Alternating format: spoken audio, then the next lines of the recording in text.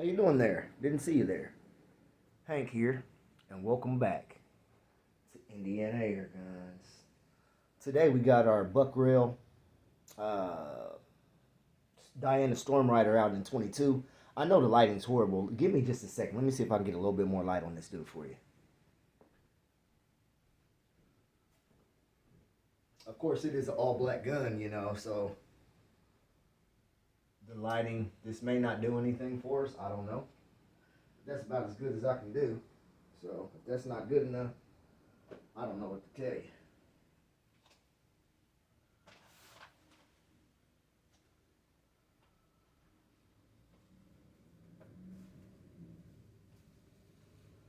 So what we have here today, like I said, is the Diana Stormrider chambered in 22. Now, I don't necessarily like doing these type of videos because I don't like to watch them myself personally. So, but this is what we're going to do. I got a target set up at about 35 yards. I took 2 shots on that target already. I was just trying to get it sighted in. I haven't shot this gun in maybe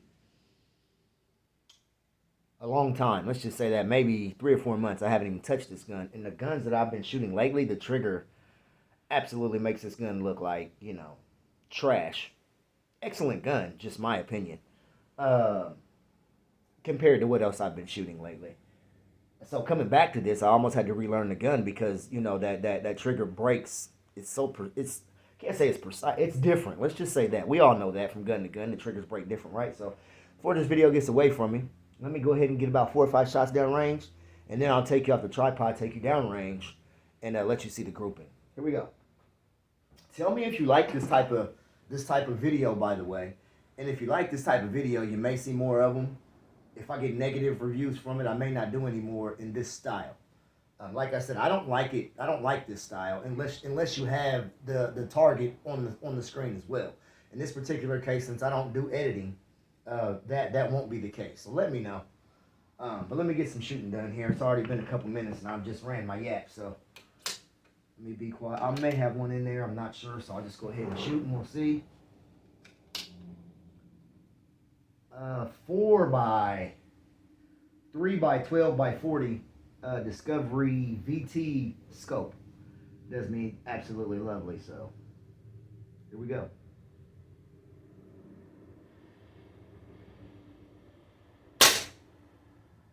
And yeah, it was still high. There was definitely one in there. I don't know what to do about that right now. I just adjusted it to bring it down a little bit. Now it's hitting back up in the same spot again. So I don't know.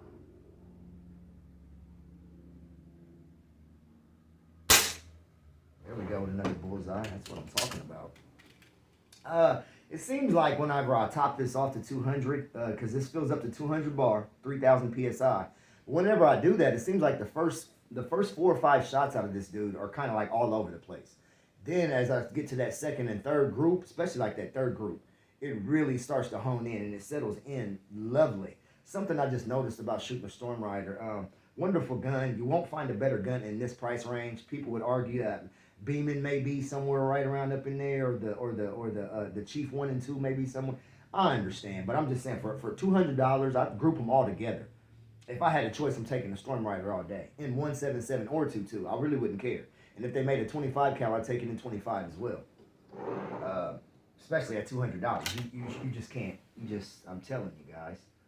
I don't like this reticle in here. I've been shooting a much thicker one, and this is super thin. It is mil dot, but I'm still not finding myself not liking it this morning. Here we go. This would be the 3rd shot, I do believe. And it was a good one. Right back in that bullseye. Hole on hole. I mean, this little thing right here will surprise you. And especially fitted out with this buck rail kit, this cheap bipod up front. I mean, it's user friendly. I hand it to my buddies all the time, or I used to whenever I used to shoot it all the time.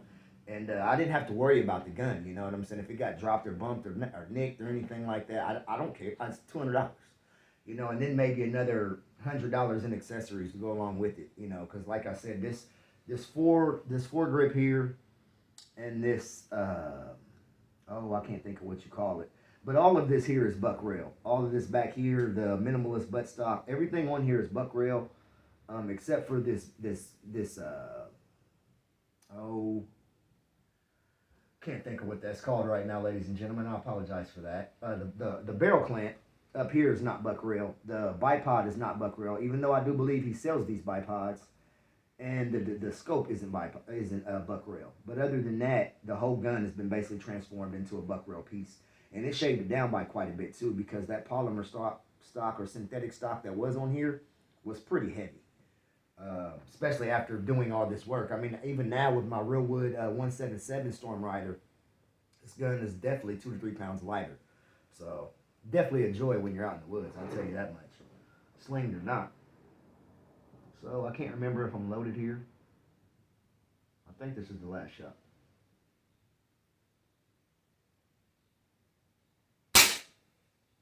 Man, this thing, it's scary. It's scary accurate. I mean, every time I get it back out, you know what I'm saying? I'm like, man, why did I wait so long to get you back out? I have no idea. It's over 5 minutes already. Let's go ahead and take a walk down here. And we'll see what the target has to say about that, you know, because I can sit here and tell you about it all day, but if I don't show you, you know, so, and like I said, this is right at about 30 yards. So I'm going to flip you around, and I don't know how well you're going to be able to see. So if you can see, great. If you can't, I do apologize. So I was sighting it in, and I had one up top.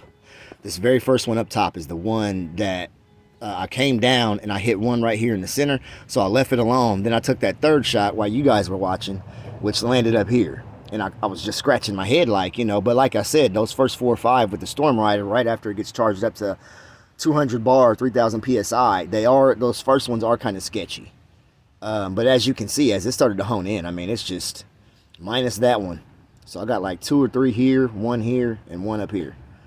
So yeah, that's the Stormrider for you. So if anybody had questions about, or is on the fence about that Stormrider, I mean, you shouldn't be, man. You know, I mean, it's a $200 unregulated PCP. And you know, once you figure out where your curve is, where your bell curve is, and when